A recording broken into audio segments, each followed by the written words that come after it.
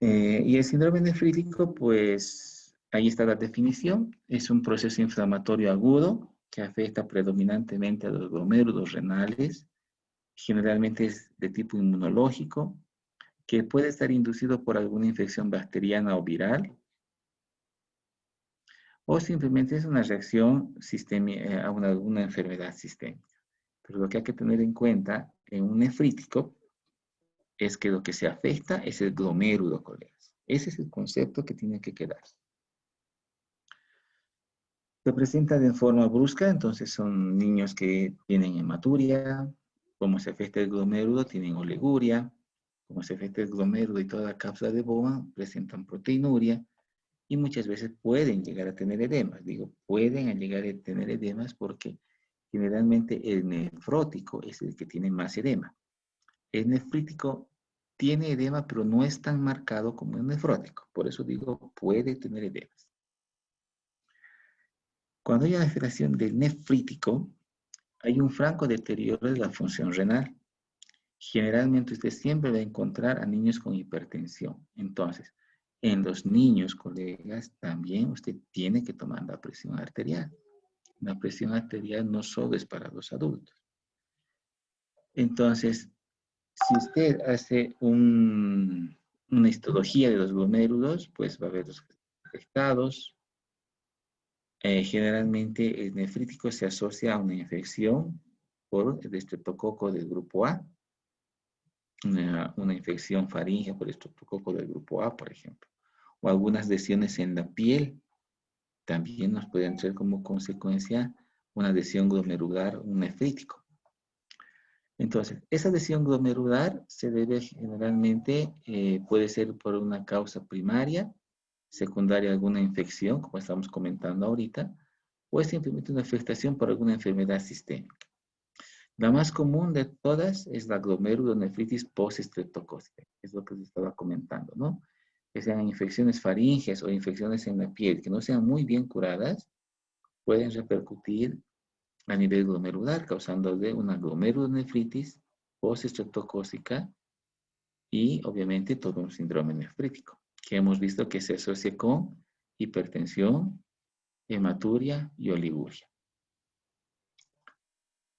Ahora, dentro de las lesiones glomerulares agudas, pues vamos a darlas, como usted está viendo acá, son las glomerulonefritis. La principal, la infecciosa postestreptocócica, aunque hay algunas que son no estreptocócicas. La púrpura de Heno-Schönlein, por ejemplo, también le va a causar algún problema nefrítico, o una nefropatía por IgA de causa nefrítico. Las glomerulonefritis membranoproliferativas, el lupus, o algunos procesos de sepsis también le afectan la parte glomerular. Y ya siendo un poquito más exquisitos, viendo las cosas un poquitito más raras, por ejemplo, ¿no? Granulomatosis de Wegener, una poliarteritis nodosa, una glomerulonefritis mesangial, o una membrano proliferativa, o una segmentaria focal. Habíamos hablado en la anterior clase también del síndrome urémico hemolítico, ¿se acuerdan? Entonces, todas estas patologías se asocian a un síndrome nefrítico, que es lo que tiene usted que tener bien en cuenta. ¿Ya? Entonces, dentro de algunos microorganismos que están implicados con este agente, con una glomerulonefritis por infección bacteriana, vamos a empezar, como les había dicho, por el estreptococo del grupo A, el beta hemolítico del grupo A, que es el principal agente. Pero como ustedes ven, hay muchos otros también que pueden causar todo este tipo de patologías. Pero el más representativo y el que ustedes los van a encontrar por ahí en el libro, generalmente es el beta hemolítico del grupo A. Entonces, generalmente, ¿dónde se encuentran este tipo de problemas? En países desarrollados o subdesarrollados, por los problemas de faringoamigdalitis o lesiones cutáneas. Hay los pacientes con faringoamigdalitis causada por estreptococo, generalmente hay estas que están involucradas, otras que son en lesiones cutáneas son estas las cepas. Entonces, todas esas son agentes que nos pueden llegar a causar un síndrome nefrítico. Hay cepas nefritógenas, por lo tanto hay una escasa recurrencia de nefritis por el desarrollo de inmunidad. tienen muy baja probabilidad de una nueva infección por unas cepas distintas o en unos varones. Y la patogenia está aquí, ¿no? Como les estoy mostrando, a nivel del glomérulo renal. No está claro el mecanismo, pero sí hay una inflamación glomerular en su conjunto, porque hay inmunocomplejos circulantes que van depositándose los inmunocomplejos en todo el glomérulo y causa obviamente la alteración y su obstrucción. Generalmente el antígeno estreptocócico, si hablamos de la glomerulonefritis postestreptocócica, se localiza en el glomérulo en la fase inicial y a los 10 a 14 días después recién son atacados por anticuerpos. Entonces hay toda una reacción inmunitaria a nivel del glomérulo que desencadena todos los síntomas. Se ha visto que hay una proteína M, hay antígenos preabsorbentes, la endostreptosina, hay la eritrotoxina, hay una proliferación difusa, hay aumento del número de las células mesangiales que son parte del sistema inmunológico del glomérulo y todo aquello. Entonces, todo es una reacción a nivel celular. La concentración de inmunocomplejos circulantes no está muy relacionado con la severidad de la enfermedad. Entonces, puede haber mucho inmunocomplejo, pero no hay mucho daño en el renal o a la inversa, por ejemplo. Y el grado de oclusión de los capilares renales glomerulares está muy relacionado con el descenso en la tasa de filtración glomerular. Entonces, al estar afectada la parte capilar, la parte glomerular, que es donde se inicia el proceso de filtración, no filtra, entonces nos vamos acumulando líquidos y es por eso que esos niños generalmente van cursando también con hipertensión, aparte que se activa todo el mecanismo, ¿no? Renina, angiotensina, aldosterona, entonces se desencadena todo aquello y son niños que van cursando con hipertensión. Ya vemos un poquito de la fisiopatología, así rapidito, lo que estábamos comentando, ¿no? Que hay depósitos de inmunocomplejos dentro del capilar glomerular. Se activa también la cascada del complemento por su vía clásica y alterna. Entonces, hay depósitos de complejos inmunes, de polisacáridos, endotoxinas.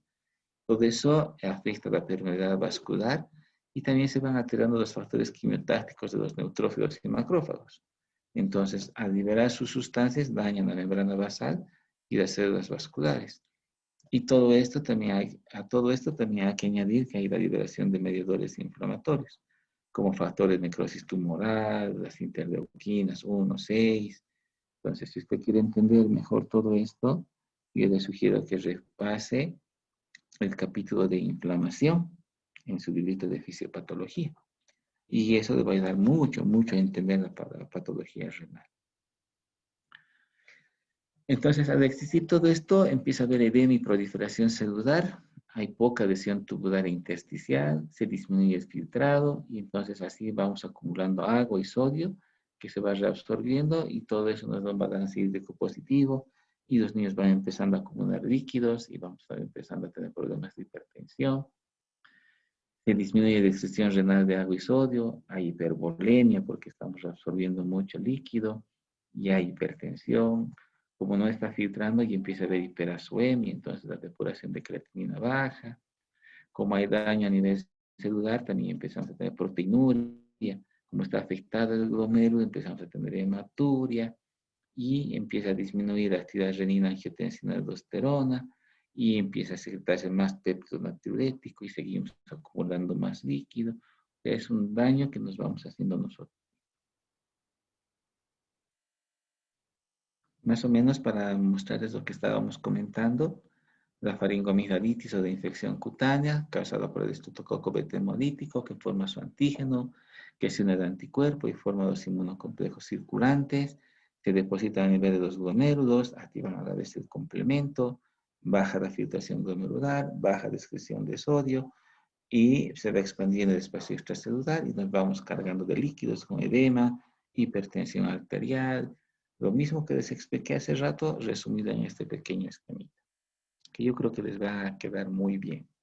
El esquema es bastante ilustrativo, porque usted ve la parte clínica, la parte de la fisiopatología que está al medio y las consecuencias de todo este proceso que lo va a poder ver en el laboratorio. Si usted en el laboratorio encuentra un ácido alto, positivo, encuentra una antidesoxirribonucleasa y dice, ah, no, aquí está viendo la asociación de antígenos y anticuerpos.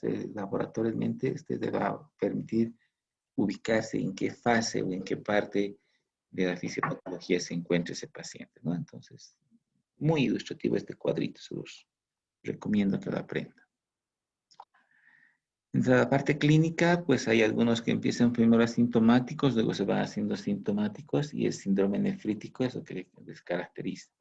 Y el síndrome nefrítico, habíamos dicho que cursa con hematuria, edema en un 90%, pero no tan marcado, sí hipertensión arterial, sí oliguria, y en el examen de orina encuentra una proteinuria también, y aumento de los cuerpos azuados.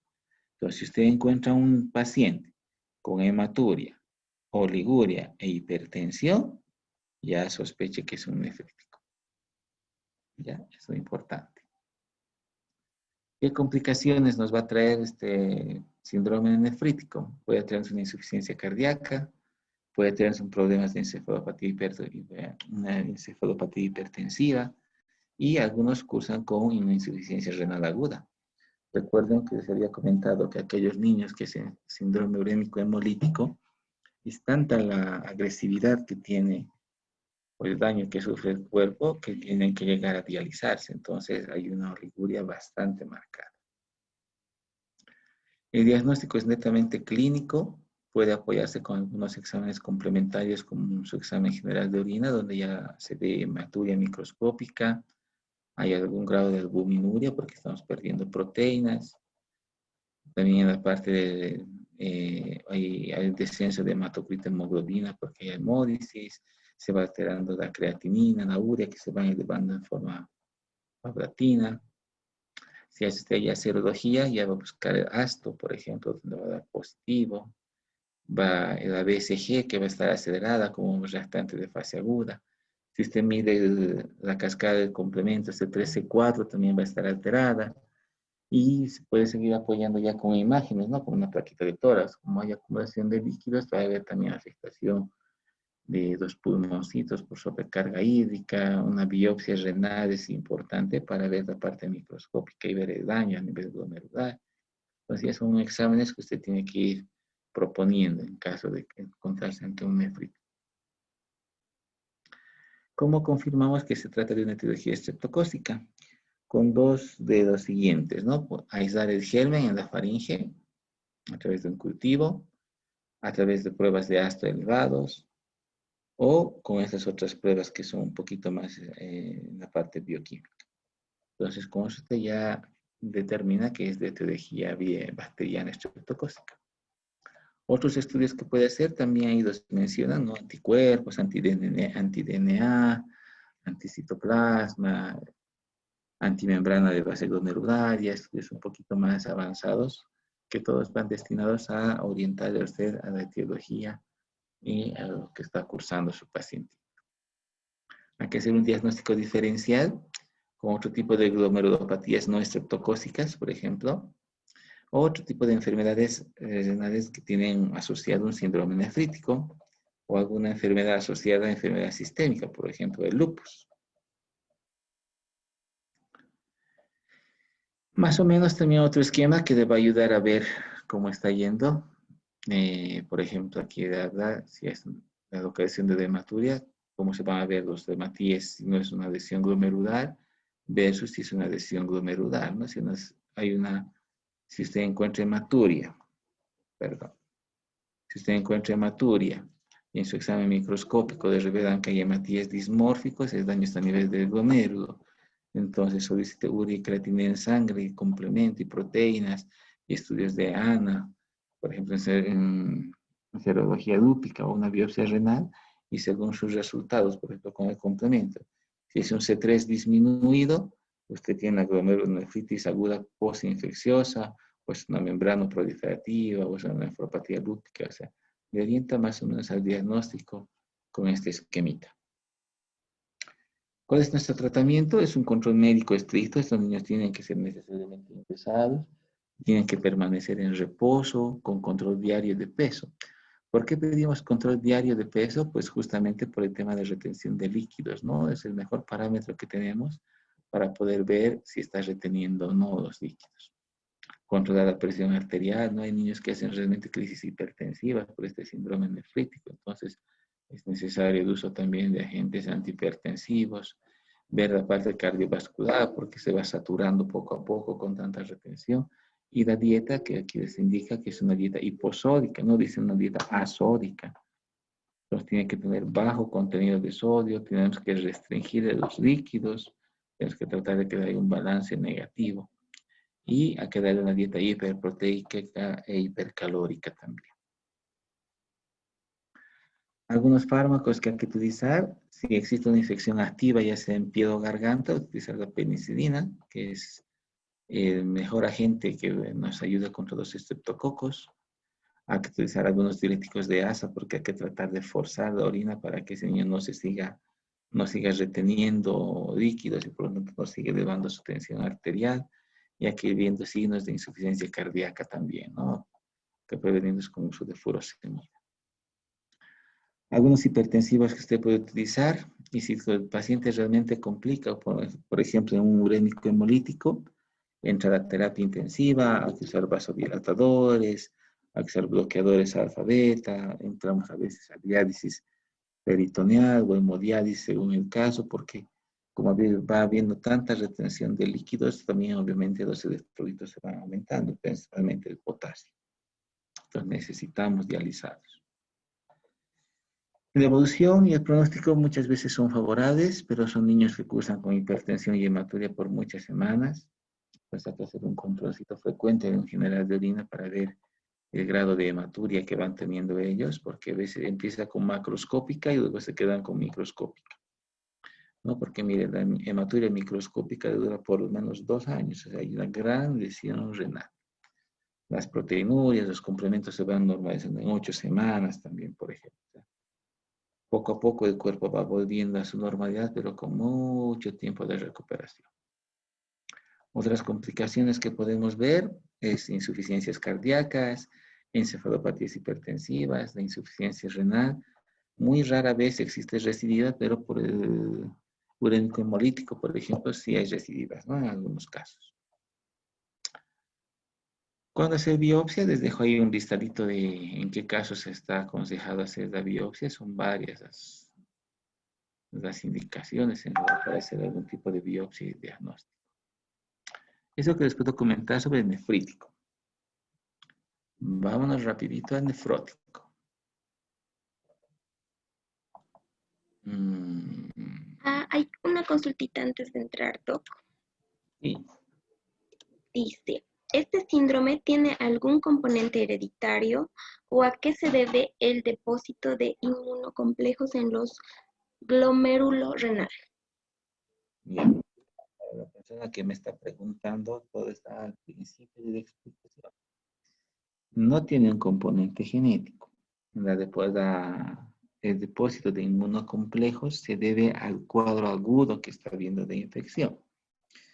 Por ejemplo, si hay una infección aguda en la garganta o en la piel, ahí es donde empieza a haber la reacción de antígeno y se une al anticuerpo. Y eso va circulando y al pasar por los glómerulos capilares del glómerulo renal, se van depositando los inmunocomplejos, dando todo el fenómeno que hemos descrito. Entonces, esto es nada más que una reacción antígeno-anticuerpo. No está bajo influencia o hay un factor genético que le condicione al paciente. Esto es netamente por reacción antígeno-anticuerpo. ¿Ya? Gracias, doctor. Gracias. Un placer. Vámonos con el síndrome nefrótico. Pregunta, doctor. Disculpe. Escucho. Rapidito nomás. Bueno, vemos que la etiología del síndrome nefrítico es causado por faringoamidalitis o alguna infección, ¿no? Por el estreptococo.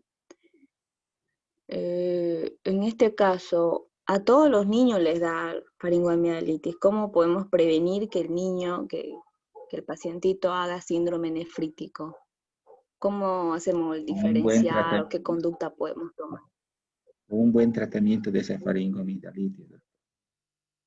Si usted sospecha o encuentra una lesión faríngea o una lesión en pie donde sospecha que está metida de estreptococo beta hemolítico del grupo A de Lancefield, tiene que hacer un buen tratamiento. Y ese buen tratamiento se refiere a un buen uso y con buen criterio de los antibióticos.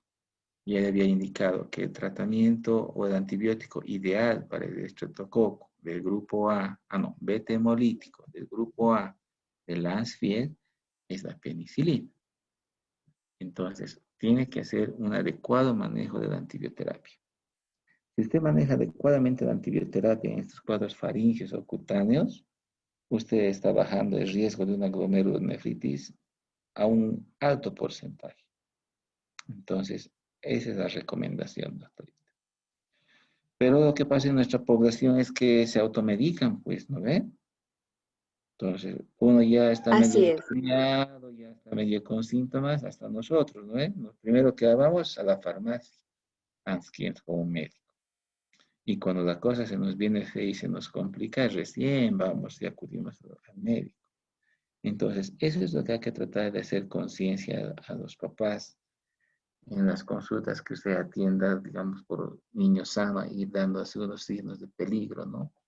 Cosa de que el papá ya vaya advertido y no cometa ese error de irse a la farmacia, sino que trate a toda costa de sacarse una fichita para que pueda ser visto por usted en su centro o en el lugar donde usted esté trabajando. Entonces, de esa manera podemos ayudar a nuestros niños. ¿Ya? Gracias, doctor. Nada.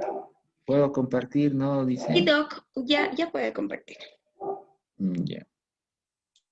Vamos con el síndrome nefrótico. Que lo voy a tratar de hacer más de colegas, ¿no? Entonces, digamos que el síndrome nefrótico es un cuadro clínico humoral que se caracteriza por proteinuria. O sea, hay gran excreción de proteínas, que normalmente es más de 3.5 gramos en 24 horas. Por lo tanto, son niños que se acompañan de una hipoalbuminemia porque está perdiendo proteínas por orina. Y entonces, en grado variable va a tener edema, se elevan los lípidos en la sangre, hay tendencia a desinfecciones y complicaciones tromboembolíticas. Entonces, todo se traduce porque hay una anormalidad en la permeabilidad de la membrana basal glomerular. Entonces, recuerde que la glomerulonefritis es un daño a nivel del glomérulo, ¿dónde? ¿Dónde, doctores? Ay, pues siempre he hablado. ¿Dónde se depositan los inmunocomplejos? En los glomérulos, doctor. En En los el glomérulo glomérulos. rumenoso. ¿En qué parte del glomérulo?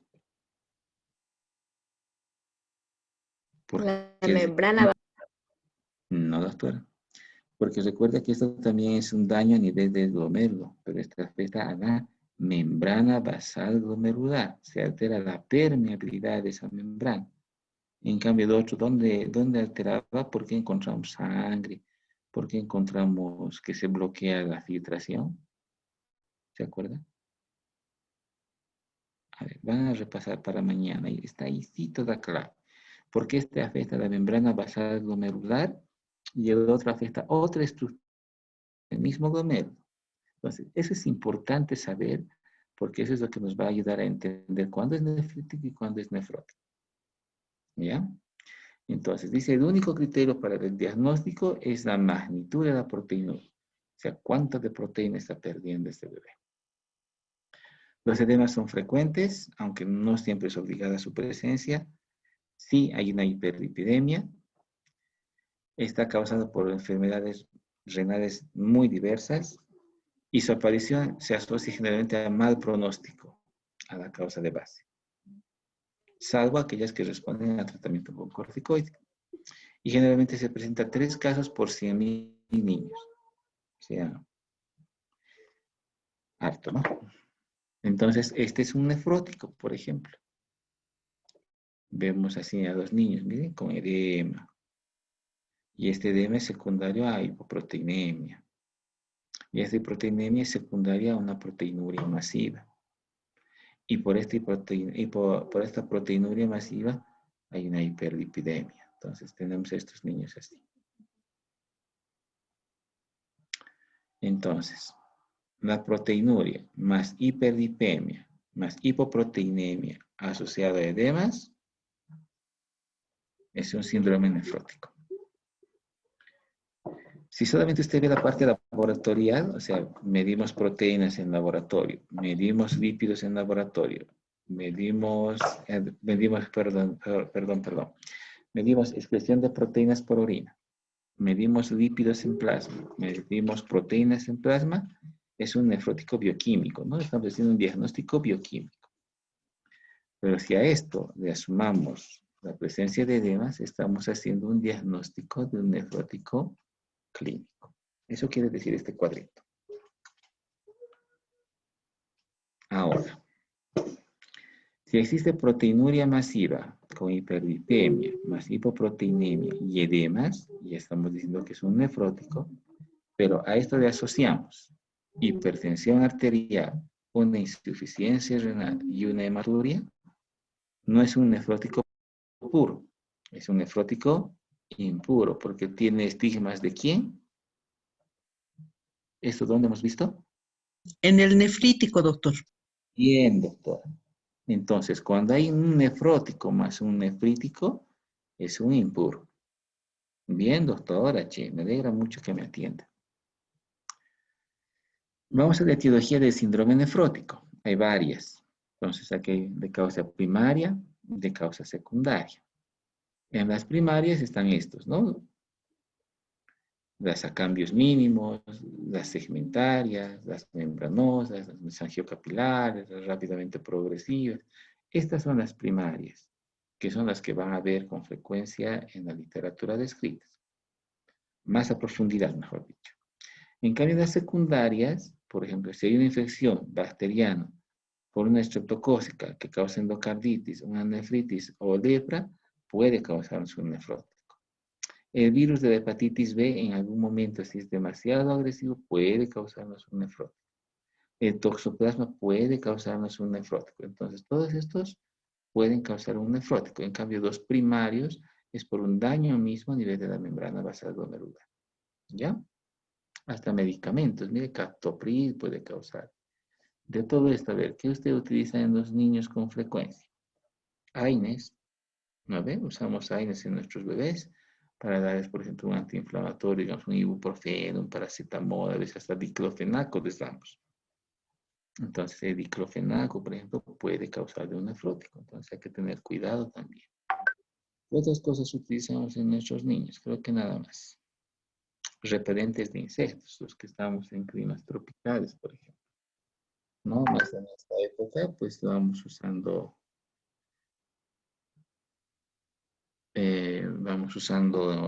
repelentes, entonces puede causar también algún problema de síndrome nefrótico. Entonces hay que tener mucho cuidado. Algunos alergenos por venenos o algunas inmunizaciones por enfermedades sistémicas, como el lupus, las conectivopatías, la púrpura de Henoch-Schönlein, que también es frecuente. ¿Han visto alguna vez una púrpura de Henoch-Schönlein? Yo he visto 3 casos de Henoch-Schönlein. Y realmente los complica en la parte renal. Entonces, puede causar, si usted sospecha de un Henoch-Schönlein, pero yo creo que lo vamos a ver en la última clase porque nos toca problemas en la parte hematológica y vamos a ver un poquito más. Molesta realmente. Pues todas estas cositas, miren, el síndrome de Sjögren, ¿no? Que son netamente conectivopatías, pueden causar problemas de nefrótico. Más algunos otros trastornos metabólicos, los diabéticos también. Recuerden que hay diabéticos tipo 1, ¿no ve? Los pequeñitos. Entonces, en ellos hay que sospechar o estar pendientes de que haga un nefrótico, algunas neoplasias, leucemias, que también vamos a ver en la siguiente clase, puede causar un caso de nefrótico. Y bueno, hay muchas otras cosas también. Los que estamos obesos, ¿no ve? Tenemos que tener cuidado también, porque podemos tener algún nefrótico, Dios no quiera. O sea, muchos agentes causales. La fisiopatología se las voy a dejar en la diapositiva, que, bueno, como les decía, no estaba pensada en la clase, pero se las he preparado para que lo puedan leer. Más que todo es la parte en rojo que tienen que quedar más grabado en ustedes. Bueno, el fenómeno central es la proteinuria. Esa proteinuria se asocia a hipoproteinemia, la hipoproteinemia edema, toda esta baja de proteínas a una hiperdipidemia y obviamente alteraciones de la coagulación. Esa hipoalbuminemia se produce si la síntesis hepática no compensa la pérdida urinaria. O sea, orinas tanta proteína que tu hígado al final no puede llegar a restaurar lo que estás perdiendo. Entonces, todo eso es parte de un nefrótico. Yo digo, de todo esto, lo más importante es leer lo que está en rojito. El edema es multifactorial, entonces digo, generalmente es por alteración intrarrenal, por la reabsorción de agua y sodio y demás cosas. Fisiopatología, colegas, lo van a repasar. Más o menos este cuadrito para mostrarles lo que les estoy diciendo. Entonces hay una alteración en la membrana basal glomerular, más porosidad de membrana, pierdes más proteínas, hay una hipoalbuminemia, eso te lleva a edema, eso te lleva a disminución del volumen circulante a nivel intravascular, por lo tanto hay mayor retención de agua y sodio a nivel renal porque no hay suficiente volemia, entonces trata el cuerpo de absorber lo más que puede agua y sodio. Eso a veces estimula el sistema renina, angiotensina, aldosterona, por lo tanto menos citrato glomerular, más y se hace un círculo vicioso. Entonces, esto es el resumen de la fisiopatología, colegas. También un poquitito para ilustrar lo mismo, pues la hipoproteinemia le produce la disminución de la antitrombina y los factores de coagulación, hay disminución de los factores del complemento, hay una hipogamaglobulinemia, por lo tanto, nos condicionan a infecciones, déficit de opsonización, ¿no? Entonces, si hay un déficit de opsonización, hay una falla en lo que es todo nuestro sistema de defensas, en los macrófagos, hay trastornos en la coagulación. Entonces, por todo eso también hay disminución de las proteínas de transporte del zinc, del cobre. Por esta hipoproteinemia hay una estimulación en la síntesis hepática, ¿no? Para tratar de formar mayor cantidad de proteínas, pero también va formando mucho lípido y hay lipidurias. Todo un caos en nuestro cuerpo por culpa del síndrome nefrótico. Y en la fisiopatología glomerular, entonces diremos que hay una reducción en la barrera aniónica en un 50%, que es responsable de la retracción de los podocitos. Sería muy bonito de que puedan leer la parte de histología a nivel de riñón, porque si usted lee de histología, va a entender bonito todo lo que les estoy hablando. Al menos si leen este librito de Nelson, ¿no es Nelson? ¿Qué es? De histología. Ya me olvidé. Es un amarillito, en la tapa está la célula. Lo usamos en primer año. Pero ahí está muy bonito esquematizado no, no es ese. Está muy bonito esquematizado todo lo que es la parte del glomérulo. Entonces, sería bonito que lo puedan repasar, colegas. De verdad les va a ayudar mucho. Saltaremos esto, el edema, ya les habíamos dicho, ¿no? Que se aparece porque las concentraciones de albúmina bajan a menos de 2. Entonces puede haber ascitis, puede haber derrames pleurales. Entonces, existe todo eso. Hay que investigar para la parte clínica el origen de todo lo que está pasando. Entonces, hay que ver si son diabéticos nuestros niños, o hay un lupus, o hay algún fármaco que esté usando.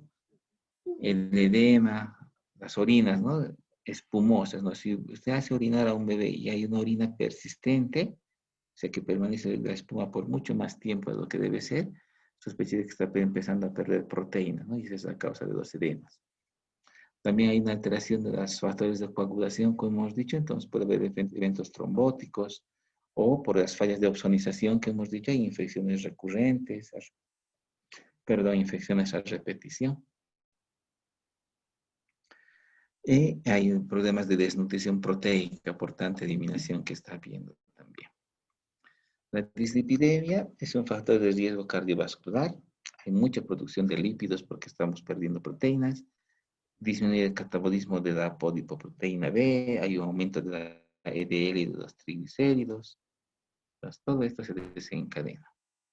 Y los fenómenos trombóticos 20% de los adultos, 1.8 en los niños, ¿no? Que habíamos dicho por las alteraciones que hay en los factores de coagulación.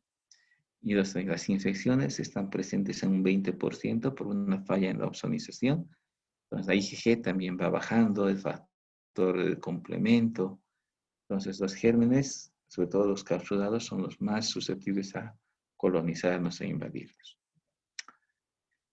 En la parte de laboratorio es importante medir una proteinuria de 24 horas, ¿no? No solamente una proteinuria al azar, porque esta proteinuria de 24 horas nos va a indicar cuánto de proteína realmente estamos perdiendo, cuántos gramos de proteína está perdiendo y qué es lo que está llevando a esa condición a ese niño. Importante medir creatinina, el perfil lipídico y la ecografía renal, ¿no? Para ver que no hay adhesiones estructurales. Y en este tipo de casos hay que pedir anticuerpos antinucleares y complemento, que es importante porque si han visto, la mayoría se asocia a patologías del tejido conectivo, ¿no? Entonces, nos va a ayudar mucho la búsqueda de complemento y anticuerpos antinucleares. Entonces, aquí hay más o menos las pautas de lo que usted va a ver en la parte del laboratorio. Proteinuria masiva, hipoproteinemia, hay una anemia normocítica crónica, una BCG aumentada, hay hipercolesterolemia, hiperlipidemia, por tanto, el creatinina y el clearance son normales, pero ahí el sedimento usted va a encontrar que no existe hematuria como en el otro caso, pero si hay baja cantidad de calcio, la fracción 3 del complemento disminuido. E importante es hacer la biopsia renal, porque la biopsia renal es lo que nos va a determinar qué tipo de lesión existe a nivel de la membrana basal glomerular, y esa biopsia, y al saber qué tipo de lesión es, nos va a permitir enfocarnos mejor en todo el tratamiento. Entonces, si es una lesión focal o segmentaria, generalmente es más común en adultos, hay mucha más proteinuria, 50% de hipertensiones, 70% no responde a corticoides, colegas, o sea, hasta el tratamiento nos da el tipo de lesión que encontremos con la biopsia renal que usted puede hacer. Y ya utilizamos otro tipo de medicamentos, ¿no? Como ciclofosfamida, por ejemplo, o sea, tiene un mal pronóstico, o sea, ya nos da, se hace más fino el diagnóstico. No vamos a entrar a mucho detalle porque es más para la parte de los nefrólogos, pero si, por ejemplo, es un nefrótico por un daño a nivel de la membrana o de tipo membranoso, es un síndrome nefrótico insidioso, o sea que va a ser poco a poquito. Un tercio de estos pacientes sin tratamiento presenta una remisión espontánea, pero 2/3 no, o sea, son pacientes que se nos complican. Hay que usar este tipo de medicamentos, hasta citotóxicos. Si son cambios mínimos, por ejemplo, ya afecta a cualquier edad, principalmente en los niños, o sea, ya en edad pediátrica. Hay buenas respuestas para los corticoides, pero el tiempo es bastante prolongado. Y si se usa corticoides, también hay que ver los efectos colaterales que tienen, ¿no? Los corticoides, como el Cushing, por ejemplo. Un tratamiento general a todos los síndromes nefróticos, por ejemplo, implica tener el tratamiento de enfermedad de base, lo que sospechamos que puede estar desencadenando. Hay que tratar de controlar la proteinuria y los edemas, entonces hay que infundirles muchas veces albúmina. Y hay que tratar las complicaciones y la dieta, ¿no? Tiene que ser una dieta hiperproteica en lo posible, o normoproteica también, pero sí una dieta hipograsa, porque sabemos que cursa con hiperlipemia. Entonces hay que tratar de crear un balance negativo de sodio, ¿no? Para que vaya perdiendo peso.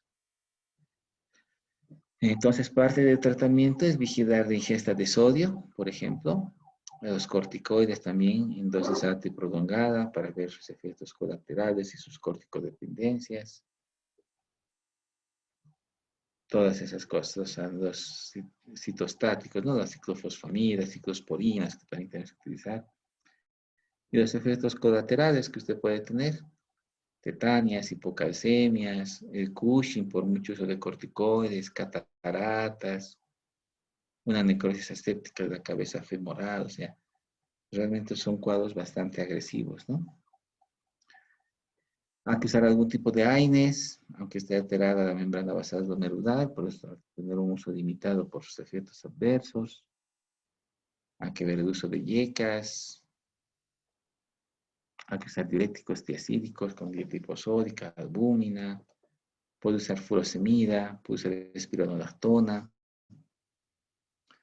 Entonces hay que hacer todo un manejo minucioso también. Bueno, eso que les puedo comentar así rapidito del nefrótico.